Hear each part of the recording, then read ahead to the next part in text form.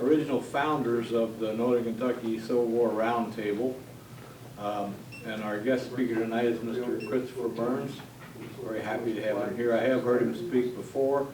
It's very good. I think you're going to be in for a treat here. So without further ado, we'll turn it over to him, and we're very happy. Great. Thank you, Ken. Thanks, Will, Dr. Mr. Ramage, and all of you who have come out tonight. How you doing, Ted? See? Really looking forward to Why don't you just get here? talking about a few things that are I'm thinking, in all of our hearts. you're supposed to pick me up. And tonight, we're going to talk about something that took place right here. After 154 years, a single event that defined the valor and resolve of the people in this region has faded into the shadows of history. But the legacy can be found in the descendants, the names of our cities, and the few forts whose remnants remain. Tonight, we're going to return to the summer of 1862, when this region was under assault from an enemy whose goal was to pillage and burn the city, leaving only destruction in their wake. So a quick map. Most of you are very familiar with this, but I wanted to point out just Kentucky being a border state was obviously of interest to both the Union and the Confederates. So that's one of the reasons it made it so valuable, and one of the reasons that they attacked during this time. Cincinnati was one of the largest cities in America at the time, was the gateway to the West and a major manufacturing, pork exporter, and clothing manufacturer with just over 160,000 residents. The road and river network leading south to such cities as Louisville, Nashville, Atlanta, and Lexington made Cincinnati a commercial transportation center. Because of the trade and close proximity with the South, many of the residents and businesses were very sympathetic to the South. Cincinnati served as an art and educational center for northern and southern cities alike. And as one example, Miami University enrolled almost half of its students from the South during this time period. The Ohio River at the time was less than half of its current depth. And as you can see here, this is from 1860, the foundation of the suspension bridge on the Ohio side of the river. And over here you can see how far underwater it is. It was about 12 to 15 feet deep during the Civil War when it was at pool stage. And as you probably know, it's about 28 feet, or give and take a few feet, in pool stage currently. So because of that, it was fairly easy to cross, obviously except in times of flood. The hills surrounding Cincinnati and both Ohio and northern Kentucky were sparsely populated at the time, and only a few dirt roads, and most of those weren't very good. Northern Kentucky's population at the time was about 57,000, with the majority of them living in the river cities, mainly Covington and Newport. Here's a slide of the Newport Barracks, which played a part in this, as several troops were here at training when this event took place. It was constructed in 1803 and served as a training center with good rail and river access. During the war, it also served as a holding area for prisoners on their way to Johnson Island up in Lake Erie and other prison camps that were north of here. At the outbreak of the war in 1861, several fortifications were planned for northern Kentucky and Cincinnati to protect from any attack. The Army Corps of Engineers determined, after reviewing the existing fortifications early in '62, that these were woefully inadequate if there was any type of attack coming up from the south. That would change drastically as a result of the invasion of Kentucky. This is a picture of the battery in Mount Adams, overlooking what was called Fulton at the time, right here, which was a major manufacturing with steamboats. Over here you can see Bellevue and Dayton, and as you can see, it's all rural. There's very little of anything there except farmland.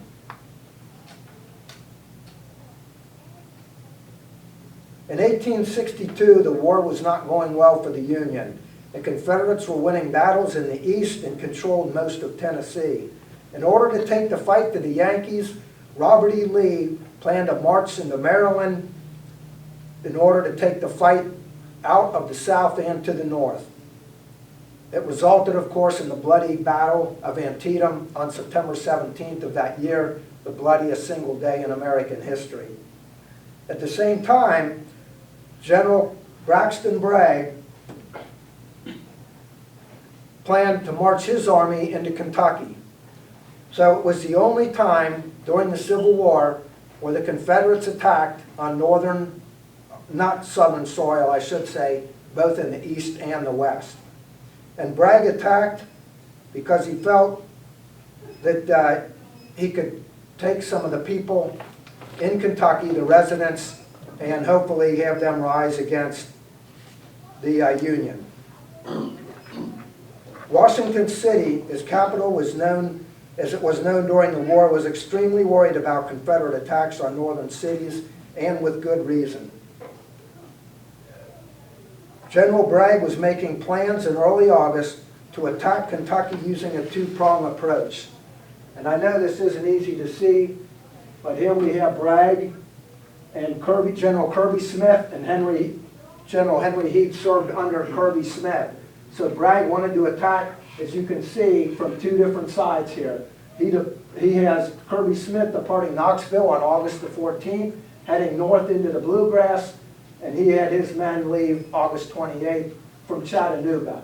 And the point was to converge in the center and then make a decision on attacking Louisville or Cincinnati.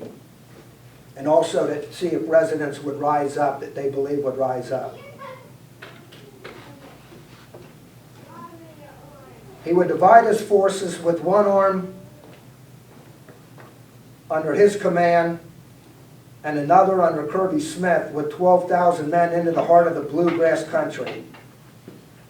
He hoped to enlist the support of thousands of pro-Confederate residents who he believed would plan an uprising that would swell his ranks and hopefully send the Confederate government into Frankfort.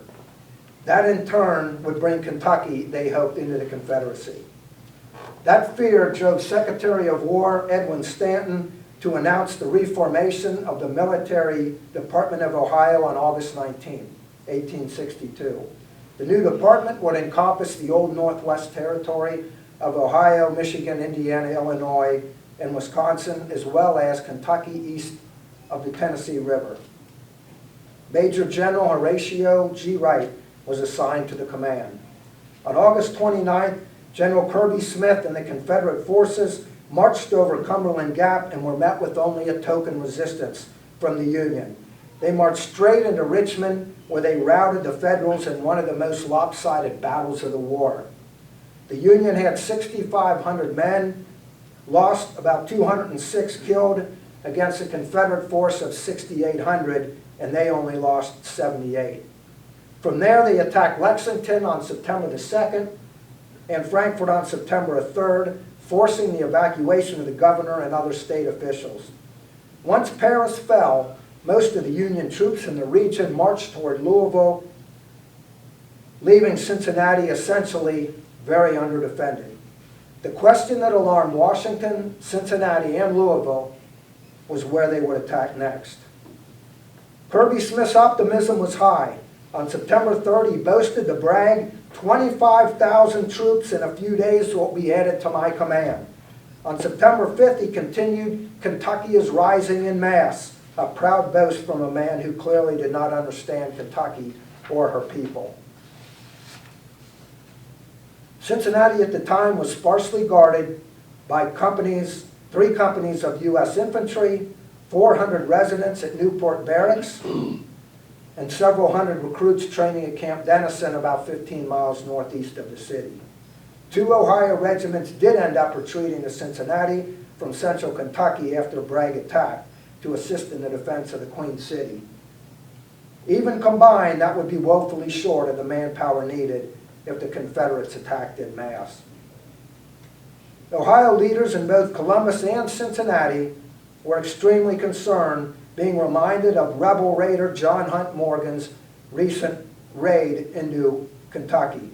Morgan created havoc by raiding Kentucky for several weeks in July.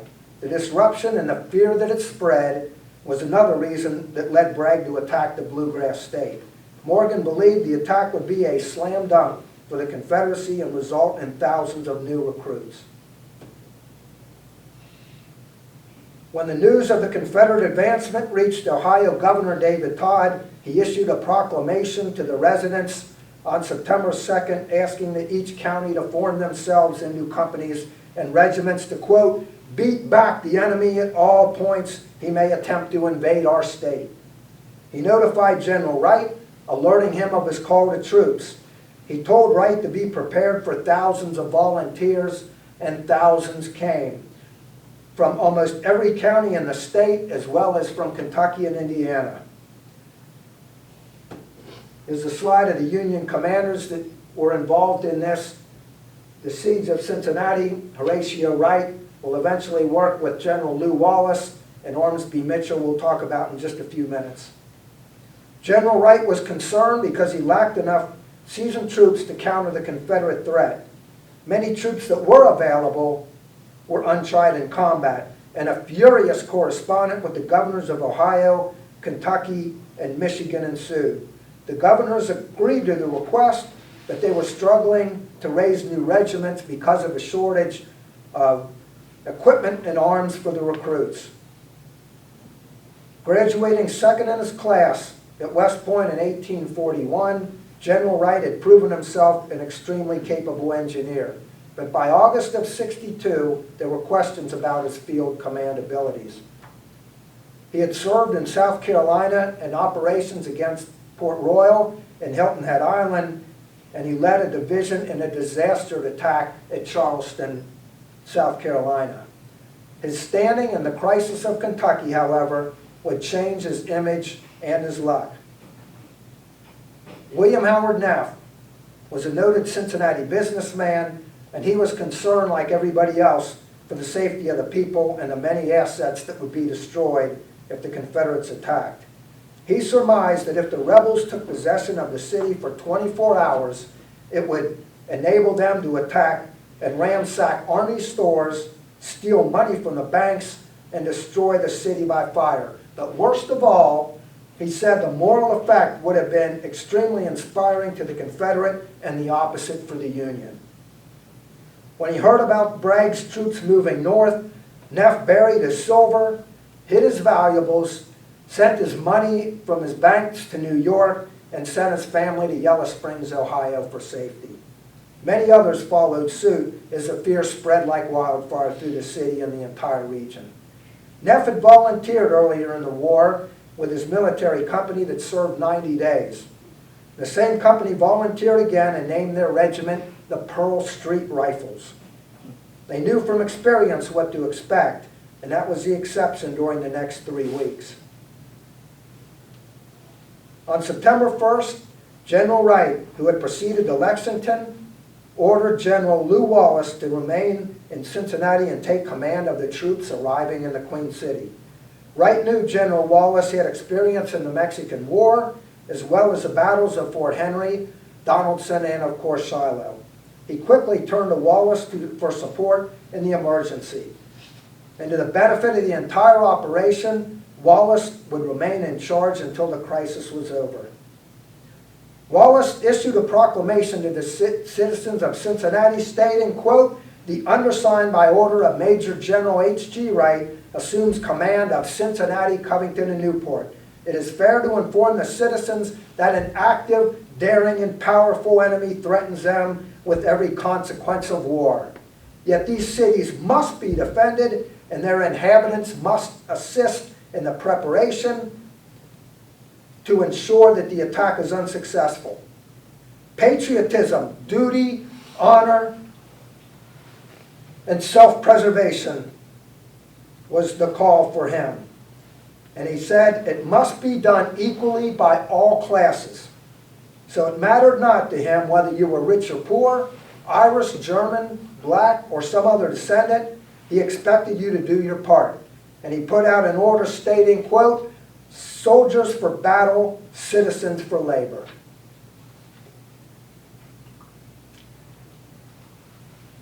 General Wright suspended business in the city and ordered that all citizens should assemble in government public places and be ready to carry out the orders.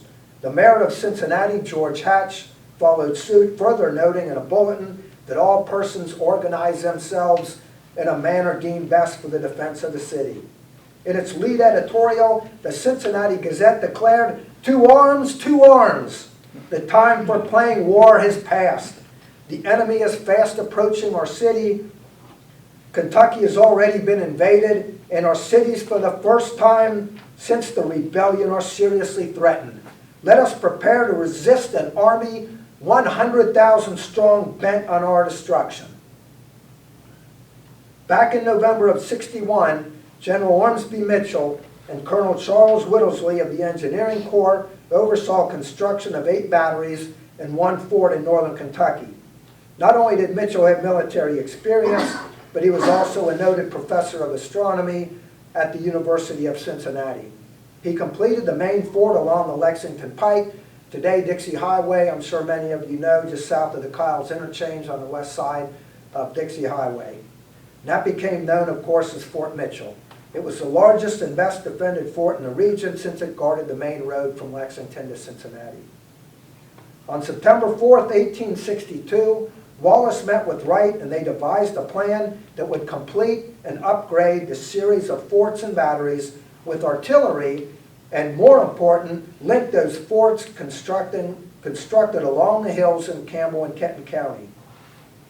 Using volunteers, they planned to build the batteries in a line of trenches that would protect the city from any attack from the south. And I know these aren't easy to see from these maps, but there's a book at the back of the room that one of your members was so gracious to bring that can show you.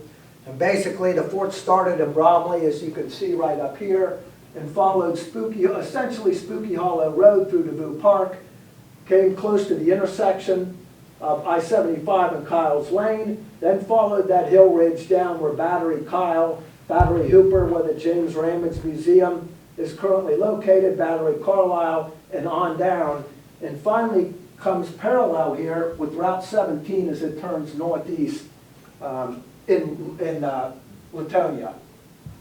This is Fort Mitchell right here.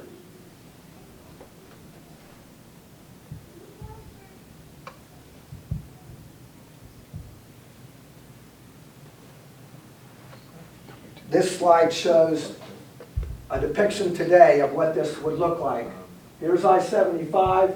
This is Battery Hooper, where the Ramage Museum exists.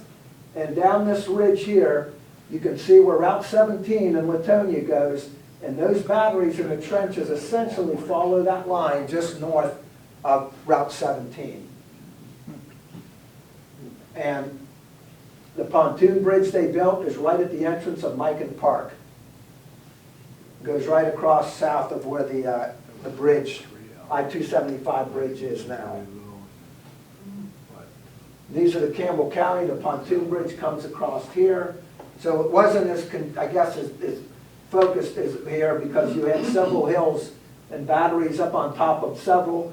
Battery Wiggins, which I have a picture we'll see later, basically controlled the Licking River.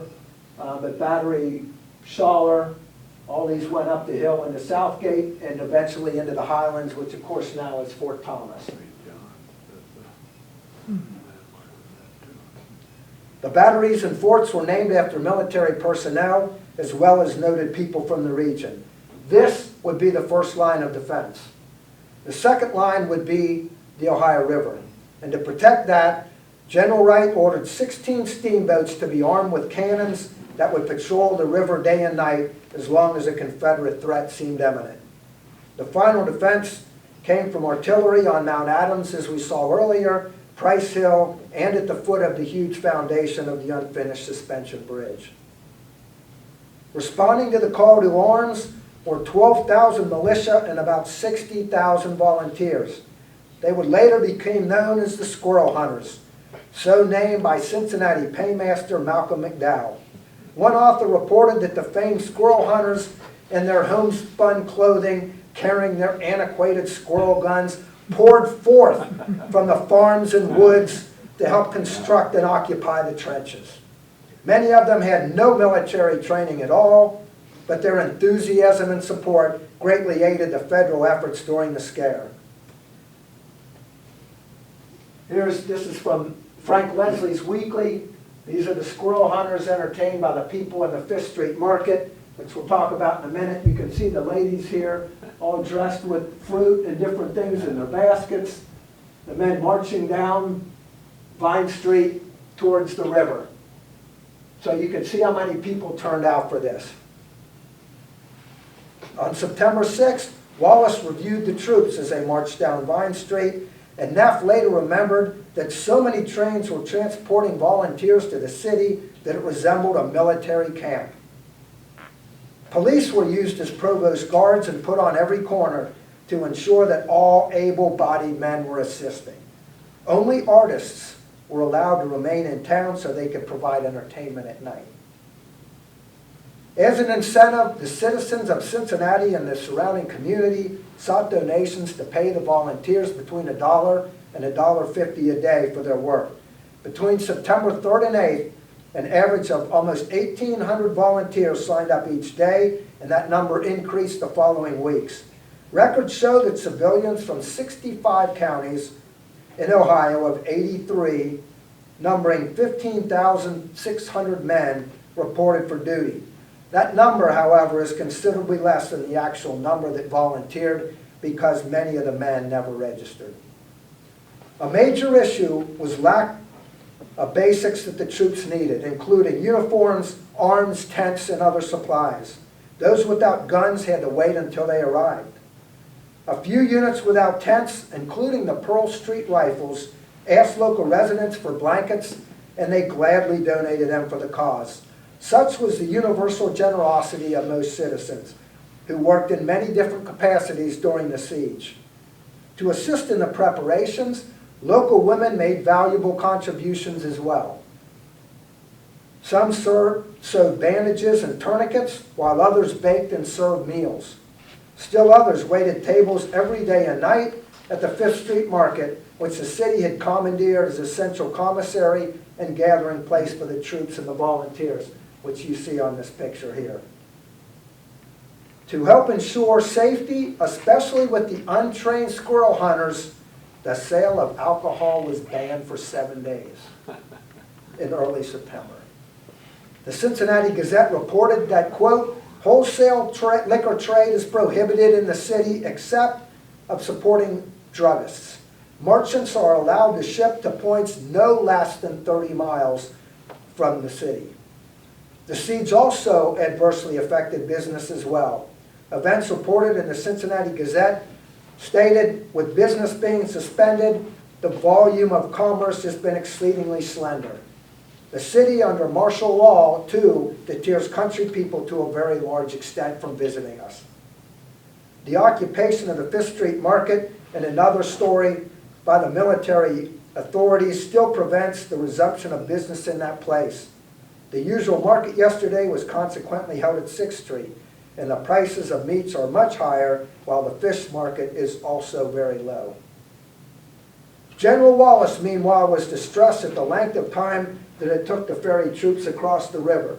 And here you can see another Leslie's of the troops gathering. You can see the long lines here on the Ohio side getting ready to transport the troops over to Covington. You can imagine how long that would have taken for thousands of militia and volunteers together.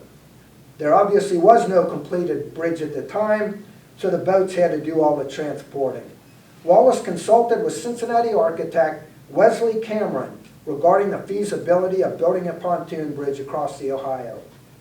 Cameron agreed and soon constructed a bridge made of empty coal barges lashed side by side, and incredibly, it was finished in only 30 hours. And here's a picture depicting General Wright at the front, leading supposedly all the troops coming across the Ohio into Covington.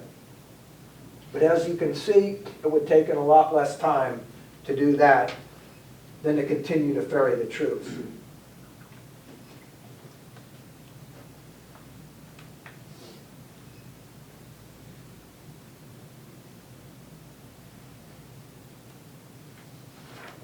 Neff remembered proudly as the Pearl Street Rifles headed to the river. As we marched down Vine Street, he said, we heard deafening cheers and hurrahs with ladies waving handkerchiefs. Once we crossed the river, we got a very different reception. The sidewalks in Covington were lined with rebel sympathizers who jeered and hooted as we passed. We were ordered to say nothing in return but continue marching and complete our task, and that's what we did. The Cincinnati Gazette printed, never before in the history did Cincinnati present so inspiring a sight as yesterday. From all quarters of the compass they came on horseback and on foot, with squirrel rifles, shotguns, and bayoneted muskets. It demonstrated our people will never surrender the Union. The police, most of whom were segregationists at that time, decided to round up all blacks living in the city. They feared what could happen if the Confederates made it across the river, so they took them from their homes, some at Bayonet Point, and forced them into a mule pen on Plum Street. To his credit, General Wright quickly corrected this injustice, and on September 4th, he commissioned Judge William Dixon as commander of the colored troops. Dixon was a family friend of Abraham Lincoln, with his wife being a cousin of Mary Todd Lincoln. He would treat the blacks as men and quickly form the 700-man unit into the famous Black Brigade. This is one of the, there's the bridge over the Licking and where that crosses today on Mikan. This is Judge William Dixon and Lew Wallace on a plaque that's down in Smale Park, down at the riverfront, with several other plaques that you can see down there that talk about the Black Brigade. Ironically, once Neff's regiment settled in northern Kentucky, he said they saw the Black Brigade assemble behind them. They halted the brigade to inquire if they had any experience as cooks. Several of them raised their hands and said yes. Neff said soon about 100 of them, quote, found a new avocation they much preferred to digging. Here's another one of the plaques of the Black Brigade marching downtown. You can see, here's Judge Dixon here, one of the people with the flag, these little kids, and they're carrying shovels and pickaxes, and you can see behind them the people cheering. The majority of the Black Brigade labored on earthwork fortifications and military roads for more than 2 weeks.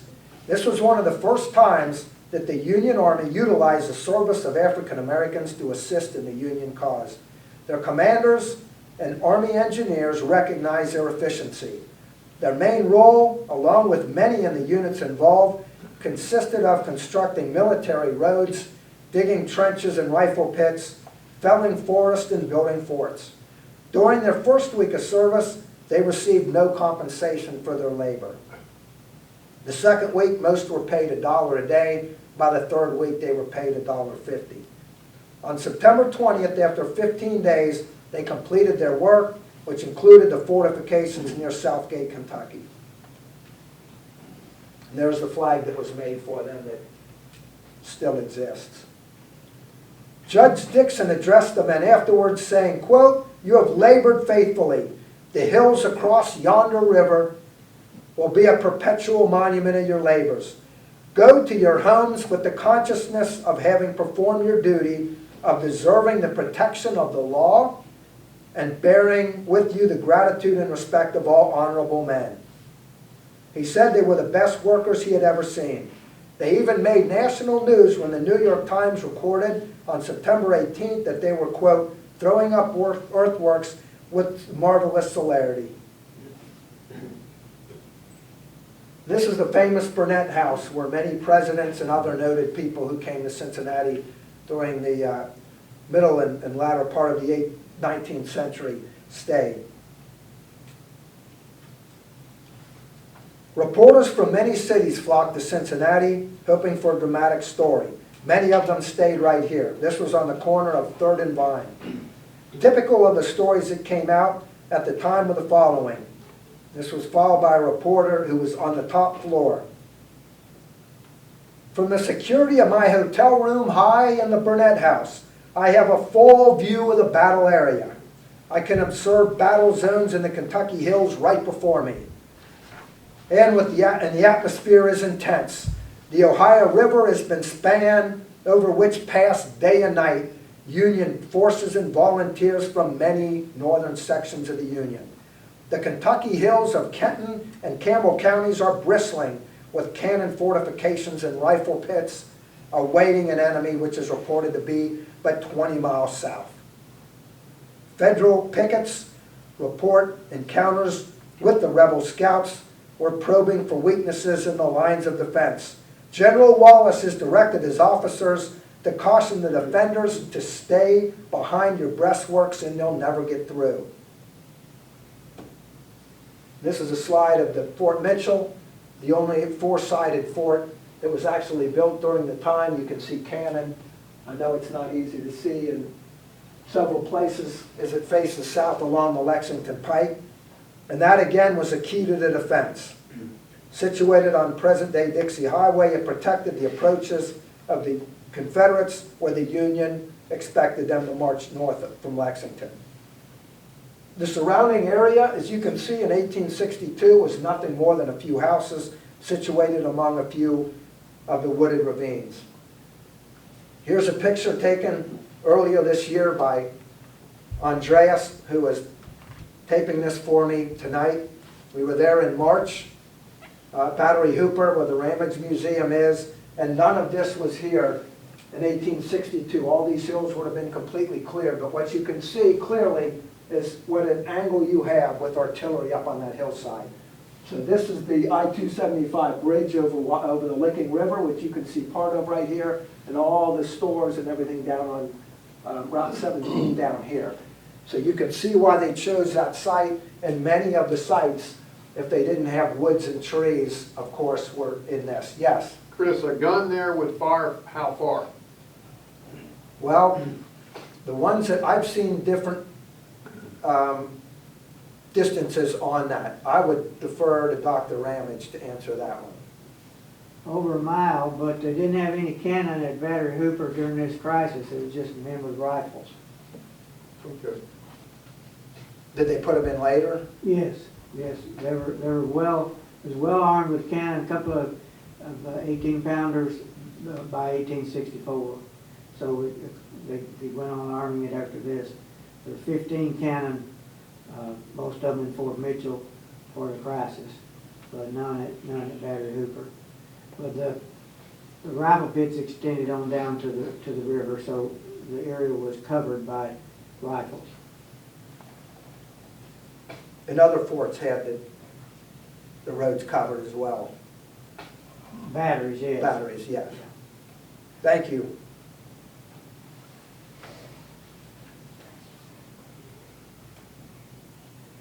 This is Battery Wiggins on the Licking River. It's where the current Frederick's Landing Park is in Wilder. So it was somewhere in this vicinity. And it covered, again, as I discussed earlier, the part of the Licking River and any approaches from that, the lower parts of Campbell County. By September 6th, more military support was on the way as Union Generals George Crook and A.J. Smith were ordered to the department to help bring seasoned officers to the area. Meanwhile, Wright had everyone involved. About 55,000 men aided in felling trees, digging trenches, and eventually were placed behind the rifle pits. Another 15,000 were deployed in batteries and fordable places above and below Cincinnati along the Ohio River. The efforts of the local citizenry eventually built a defensive line that would repel anything but a powerful seasoned force approaching from the south. Here's another Leslie's drawing you can see of the men building the trenches. Not sure where this was, but you can see the wheelbarrows here. They're moving dirt down the ravine as well as felling the trees. They have pickaxes and shovels, and the men on horses leading them. So at least it gives us a good idea of the kind of work that would have been done on those trenches. And it was very hot during that September then, so it would not have been fun work.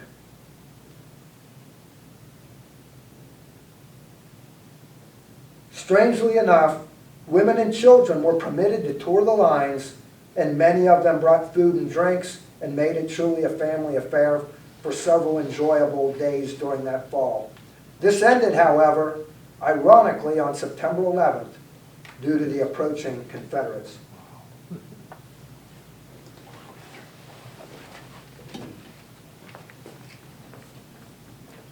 General-in-Chief of the Army, Henry Halleck, was extremely concerned about the safety of both Cincinnati and Louisville. Halleck even received a demand from Kentucky Governor James Robinson, depicted here. Robinson was an interesting character. He was a moderate and a Henry Clay man, so he was against secession, but also abolition. He was against fugitive slave law, but also emancipation. So went politics in Kentucky at that time. But during this time, he wrote to Lincoln protesting, quote, against the withdrawal of enemy forces from Cincinnati. He said there were defenses at Cincinnati, natural and artificial, also in ample force, and there are none here, close to Louisville, and none ordered. Please communicate with the commanding general of this department in regard to this matter. Frustrated, General Wright was beside himself, trying to placate both the governor of Kentucky and Washington, an impossible feat even on the best day. Meanwhile, from the Confederate side, on September 6th, General Kirby Smith was situated at Lexington and Frankfort. At that time, General Bragg and Union General John Carlos Buell were soon racing desperately for Louisville. Cautiously, the Confederates decided to press a limited number of their forces northward. General Kirby Smith split his 12,000 men and ordered General Heath to march north from Georgetown toward Cincinnati with approximately 4 brigades or about 8,000 troops. Confederate infantry were fanning out to take both Falmouth and Williamstown on their way north. Local residents were fearful for the land and any valuables. The attack led farmers to drive their livestock and other valuables north toward the Ohio River. Once he reached Walton, General Heath went into camp. From there, he dispatched several scouts in reconnaissance to determine the strength of the Cincinnati defenses. The scouts told him that local residents claimed those manning the trenches would, quote, flee at the first sign of attack. This gave hope to Bragg and Smith. In fact, Bragg brought as many as 20,000 additional rifles with which to equip the residents who he assumed would rise up against the Yankees. Various rumors from frightened citizens reported that as many as 60,000 soldiers were on the road marching north toward the Queen City. But Wright knew that reports both from the military and civilian sources throughout the war overestimated the number they were really facing. But he clearly understood the threat. Heath marched as far as Fort Mitchell and camped. The morning of September 11th, he sent out a reconnaissance party to probe the new defenses for any weakness. Several skirmishes followed that day and resulted in a few casualties. Confederate cavalry reached as far as Banklick Road in the morning and Latonia Springs that afternoon. Late that same day, Bragg ordered Smith to be ready for a possible attack on Louisville. In order to prepare, Smith recalled Heath, which in turn created a controversy that lasted a lifetime.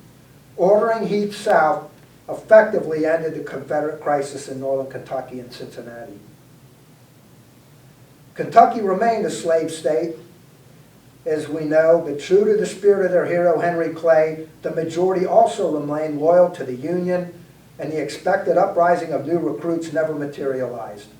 Bragg himself noted that, quote, when it came time to step forward, it seemed the residents of the area were more concerned with their fat pigs and their fertile fields than the cause of the Confederacy.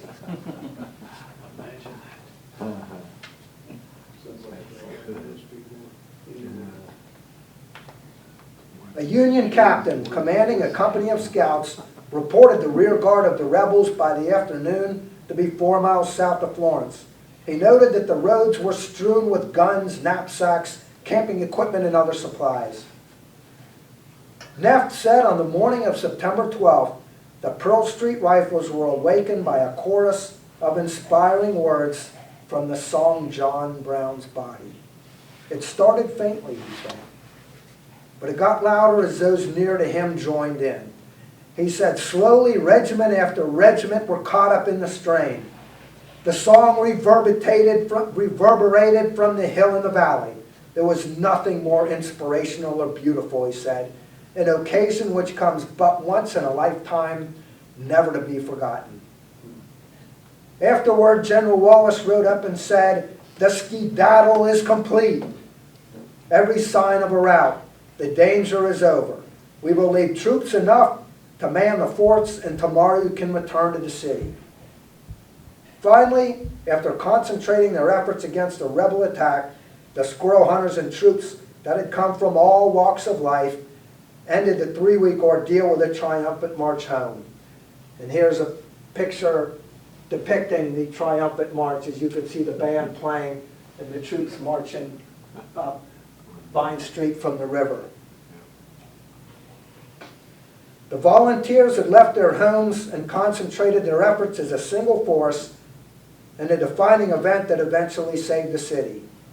Back home, it would come to define them and provide stories for their children and grandchildren. General Wallace declared, when the history of Cincinnati during the past 2 weeks comes to be written up, it will be said it was the spades and not the guns that saved the city from attack from the rebels. No real pursuit was ever ordered, as most of the military forces were sent by steamboat to Louisville to prevent capture from General Bragg. However, small scouting forces were sent south to harass the rear guard of his forces. Skirmishes occurred at Florence on September 17th, where 57 Union cavalry engaged 101 Confederates that left 6 dead and 8 wounded. Another skirmish about 2 weeks later, led by Confederate Colonel Basil Duke, who of course rode with Morgan, attacked with 500 men near Snow's Pond in Boone County. Few casualties resulted from that as well. As recognition of their sweat and determination, in 1908, the Ohio General Assembly passed a resolution to award each squirrel hunter $13. That was equal to 1 month's pay for an Ohio militiaman in 1842. And here's a slide of the discharge paper that they talked the state into making. This is the famous Malcolm McDowell who named the squirrel hunters. There's one of the squirrel hunters loading his rifle to shoot the squirrel here. You see the governor, and so it was a pretty neat ordeal for those guys, I guess, to get something like that they could keep and pass down through the years. The Confederacy's only major invasion of Kentucky was to continue for almost another month. Finally, on October 8th, near a small crossroads named Perryville, the armies of Buell and Bragg finally stumbled into each other and initiated, of course, the bloodiest battle in Kentucky. Tactically, the Confederates got the better of their northern counterparts, but General Bragg, realizing he was facing a numerically superior foe, determined it was time to retreat. In the end, Smith and Bragg had miscalculated.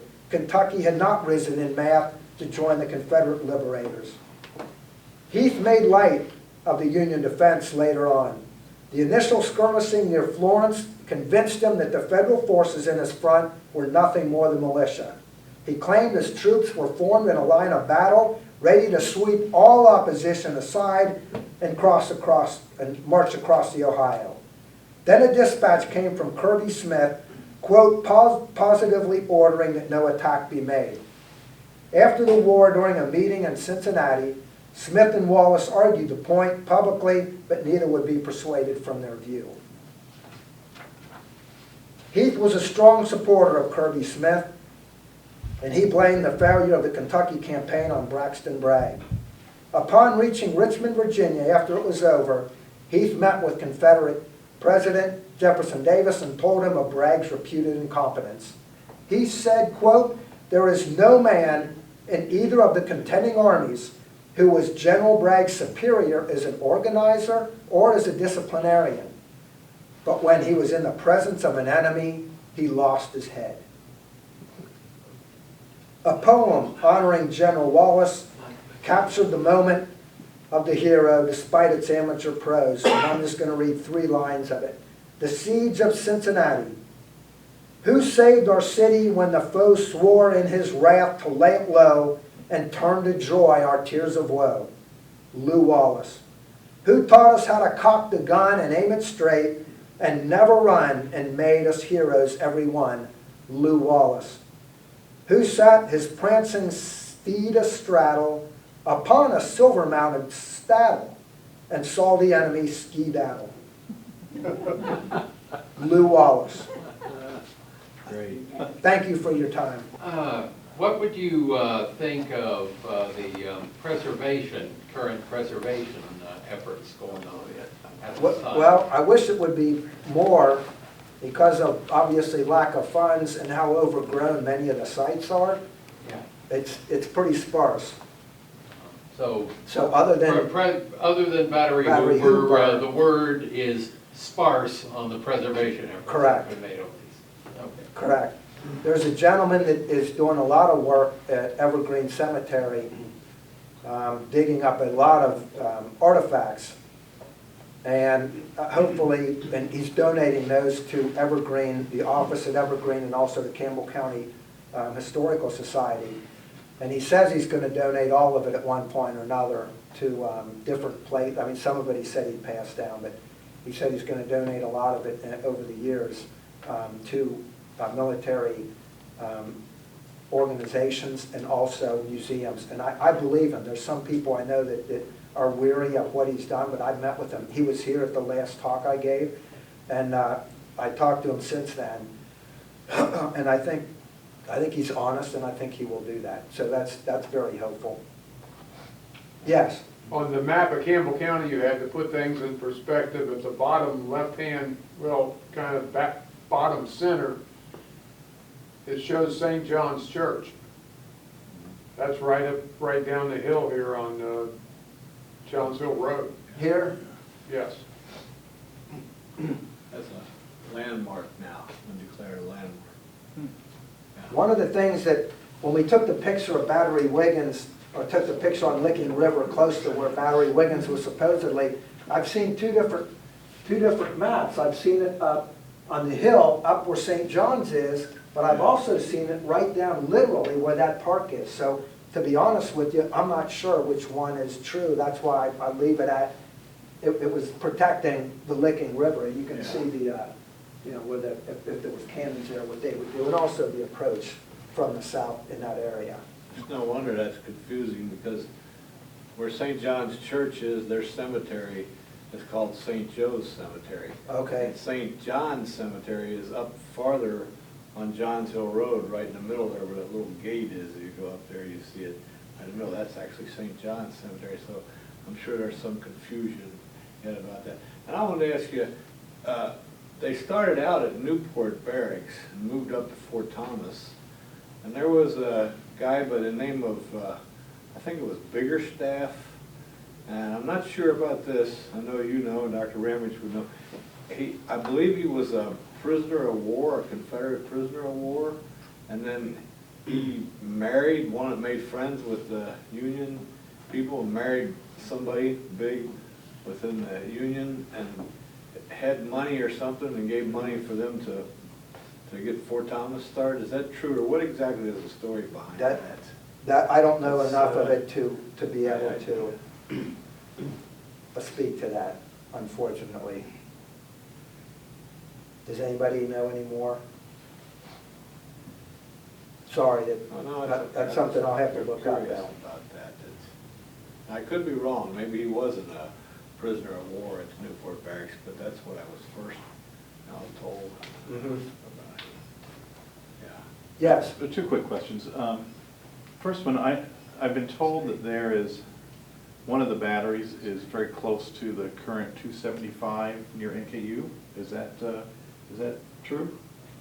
Isn't that one up there where that cemetery is on Johns Hill Road, farther up? Wasn't that a battery up there? Shaler, yeah, at the Shaler? cemetery. Yeah.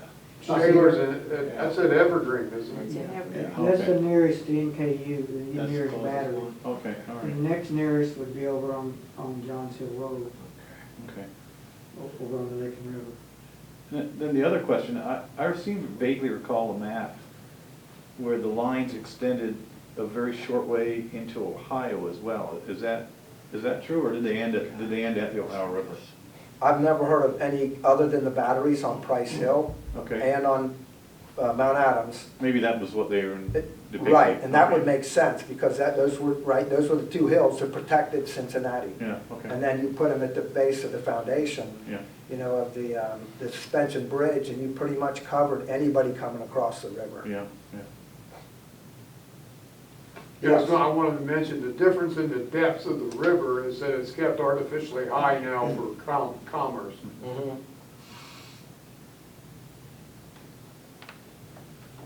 The reason they moved Newport Barracks is it kept flooding, so they moved it to Fort Thomas, which is high ground.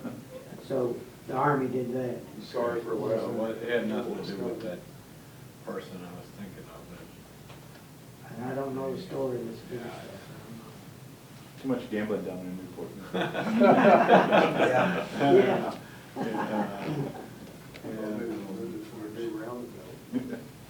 Right. Any other questions? One of the other co-founder, Mr. Larry Hannigan, passed away a little over a month ago. And the library contributed a little bit to us on his behalf. And I don't know if everybody knew that or not, that he had passed away, but Will has been very good about taking up the slack, helping out a lot. Will Price has really helped out a lot. So on behalf